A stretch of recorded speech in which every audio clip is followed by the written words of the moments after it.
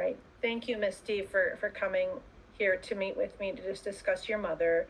I'm so sorry that she is, at the end of life and we're moving her into hospice measures. I really think that'll be a great thing for your mother to be more comfortable, and we'll do everything that we can to answer your questions, be supportive of your family, and most importantly, um, help your mother to pass with dignity. So, what are your immediate concerns and questions? Cindy, thank you for talking with me. Um, as you can imagine, we don't know what's going to happen with hospice and what we should expect. We just want our mother to be comfortable. I know we talked with her and she's ready to go, but we don't want her to hurt. So we'll be there. What should we be expecting?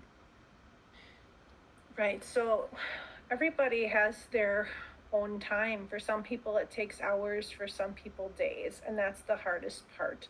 Now, we'll go in and do assessments, and sometimes there are signs that it's getting near that time. So we'll be watching for those.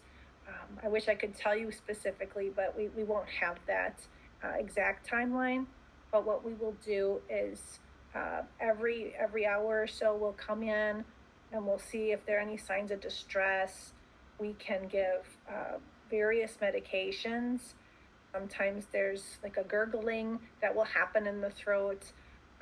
That sounds really scary, but I just want you to know it's really not very uncomfortable for the patient. It's just very audible and most disturbing, probably for you more than anybody. Um, but we can give her some drops to kind of dry that up a bit. Um, and we Okay. will be able to provide her medications um, and positioning to try to help her rest as comfortably as possible.